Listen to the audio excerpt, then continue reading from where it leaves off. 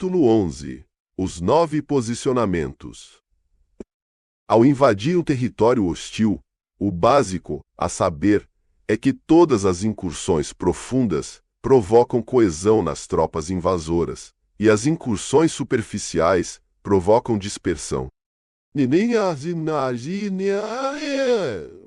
E se Sun Tzu disse: a arte da guerra reconhece 9 posicionamentos geográficos.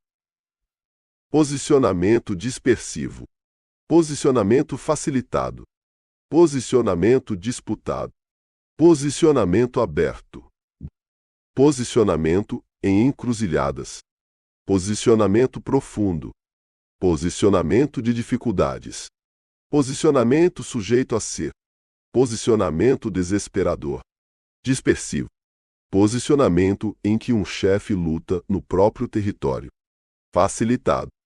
Posicionamento adquirido após penetração em território inimigo, mas perto da linha divisória, com fácil retirada. Disputado. Posicionamento cuja posse significa grandes vantagens para os dois lados. Aberto. Posicionamento em que os dois lados têm ampla liberdade de movimento. Em encruzilhada. Posicionamento em que há o encontro de 3 territórios vizinhos, de modo que aquele que o ocupar primeiro terá a maior parte do império sob seu comando. Profundo. Posicionamento de um exército que penetrou fundo no território inimigo, deixando várias cidades fortificadas para trás. De dificuldades. Posicionamento com florestas montanhosas, escarpas irregulares, pântanos e brejos. Todo o território que seja difícil atravessar. Sujeito a cerco. Posicionamento cujos acessos são gargantas estreitas e do qual a retirada depende de trilhas tortuosas, de modo que um pequeno número de soldados inimigos é o suficiente para cercar uma grande formação de nossos homens. Desesperador. Posicionamento em que nossa única chance de escapar da destruição é lutar imediatamente. Utilização do terreno. Quando em posicionamento dispersivo, não lute. Quando em posicionamento facilitado, não pare. Quando em posicionamento disputado, não ataque. Quando em posicionamento aberto, não tente bloquear o movimento do inimigo. Quando em posicionamento em encruzilhadas, aproxime-se de seus aliados. Quando em posicionamento profundo, comece a pilhagem. Quando em posicionamento sujeito a cerco, lance mão de estratagema. Quando em posicionamento desesperador, lute. Aqueles que, em antigas eras, eram chamados de líderes de valor, sabiam como se pôr, qual uma cunha, entre as linhas de frente e a retaguarda de um inimigo. Como impedir que as divisões menores de um inimigo recebessem ajuda das divisões maiores? Como fazer para que regimentos, em bom estado de luta, não conseguissem resgatar os que estavam em má situação? E aqueles líderes de valor são táticas de líderes de valor. Quando os homens do inimigo se dispersavam, os líderes de valor impediam sua concentração. E, quando os homens do inimigo estavam concentrados, esses líderes tinham maneiras de mantê-los em confusão. Quando havia vantagens a serem conquistadas, esses líderes faziam seus movimentos de ataque. Do contrário, mantinham-se estáticos. Se me perguntassem o que fazer frente a uma massa compacta de inimigos formados de maneira concatenada e prestes a iniciar o movimento de ataque, eu diria: comece por tomar alguma coisa que tenha muito valor para ele, e ele se mostrará mais flexível. A rapidez é a própria essência da guerra. Tire vantagem de um inimigo que se atrasou em seus preparativos, movimente-se por caminhos inesperados e ataque pontos desprotegidos. Os seguintes tópicos devem ser observados por uma força invasora. Quanto mais avançar dentro do território inimigo, mais solidária ela estará e mais difícil ficará a tarefa dos defensores do território. Faça incursões em vales férteis para poder suprir suas tropas com os alimentos apreendidos. Observe cuidadosamente o bem-estar de seus homens e não exija em excesso. Concentre sua energia, acumule sua força. Mantenha sua tropa em movimento e arquitete planos surpreendentes. Ponha seus soldados em posicionamentos sem saída, e eles preferirão a morte à fuga. Tanto os oficiais quanto os homens darão tudo de si. Quando as tropas lutam duramente, soldados em posicionamentos desesperadores perdem o senso do perigo. Mesmo sem ter local de refúgio, eles se manterão firmes. Mesmo no coração de um país hostil, os soldados se mostrarão em uma frente unida e obstinada. Mesmo sem possibilidade de socorro, lutarão duramente. Assim, sem esperar o recebimento de ordens, os soldados estarão constantemente em alerta e atentos. Sem esperar que lhes peçam, farão a vontade do líder. Sem punições, serão fiéis. Sem haver troca de palavras, pode-se confiar neles. Proíba-os de procurar sinais do além e livre a tropa de indecisões supersticiosas. Desse modo, até que a morte sobrevenha, nenhuma calamidade que se pareça com uma predestinação do destino precisará ser temida. Se nossos soldados não carregam o peso do dinheiro em seus bolsos, não é por repulsa à riqueza. Se a vida deles não é excepcionalmente longa, não é porque não tenham inclinação para a longevidade. No dia em que são mandados para a batalha, seus soldados podem chorar. Os que estão de pé molharão suas malhas com as lágrimas, os que estão deitados molharão as faces. No dia em que as molharão as faces. Mas uma vez levados para o front, demonstrarão a mesma coragem de qualquer um de nossos heróis. Táticas de Shuai Zhan. Um bom especialista em táticas pode ser comparado a Shuai Zhan, a cobra nativa das montanhas Shan. Quem atingir sua cabeça será atacado por sua cauda. Quem atingir sua cauda será atacado por sua cabeça. Quem atingir o meio de seu corpo será atacado tanto pela cabeça quanto pela cauda. Se me perguntarem se um exército pode imitar uma Shuai Zhan, eu responderei que sim. Pois os homens de Wu e os homens de Yue são inimigos, e mesmo assim, se ao cruzar um rio estiverem em um mesmo barco e houver uma tempestade, uns e outros se aproximarão e se ajudarão como uma mão ajuda a outra.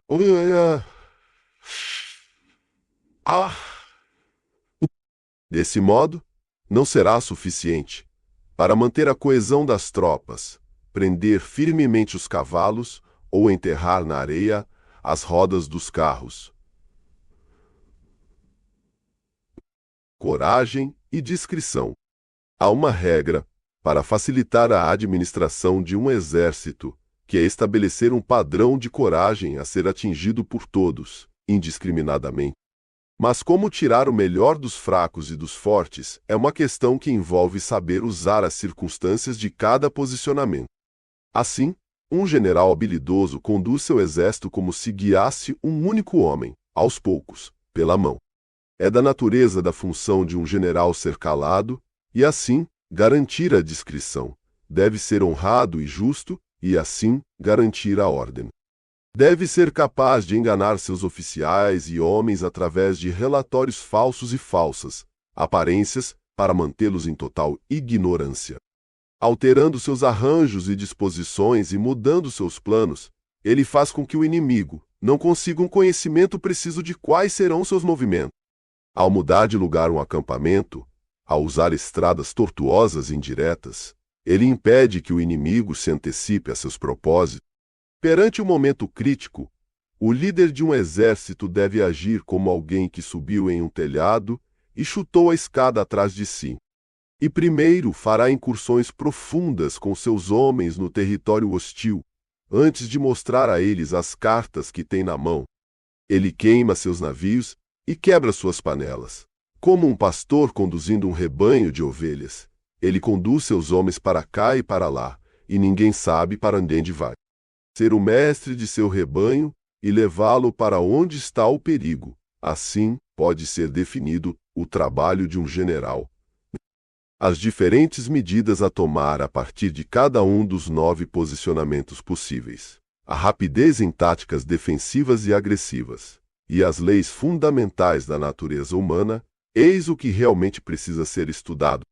Ao invadir um território hostil, o básico a saber é que todas as incursões profundas provocam coesão nas tropas invasoras, e as incursões superficiais provocam dispersão.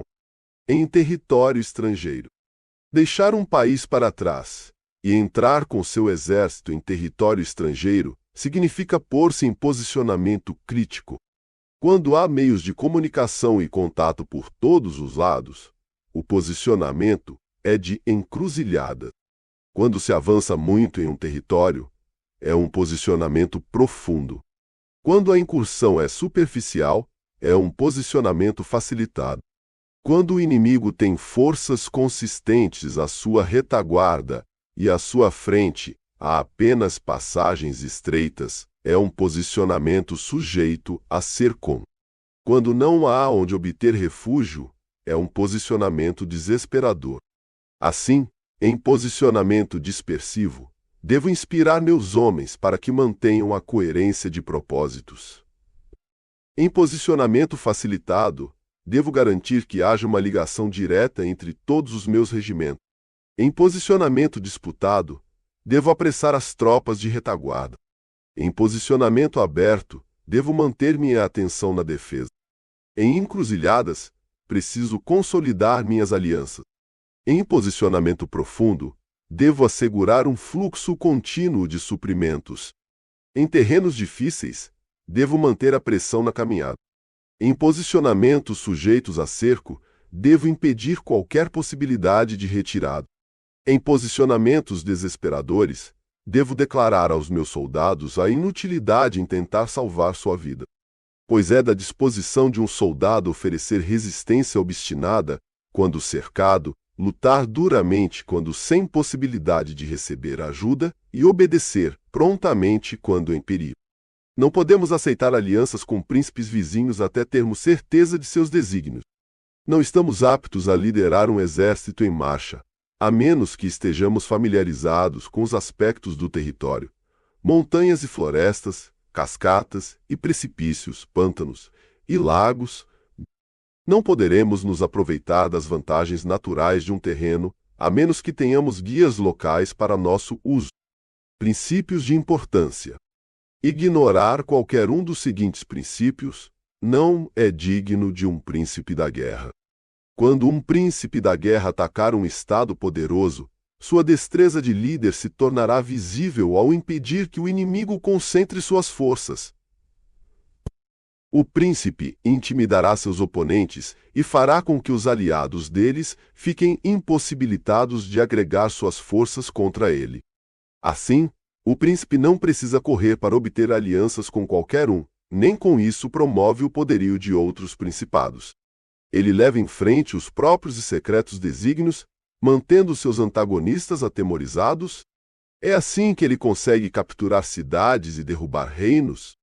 Conceda prêmios independentemente de regulamentos, dê ordens independentemente do que foi estabelecido antes, e você será capaz de lidar com um exército.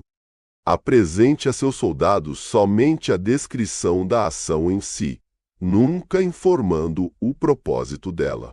Quando as previsões forem positivas, revele-as para eles, mas não diga nada quando os prognósticos forem sombrios.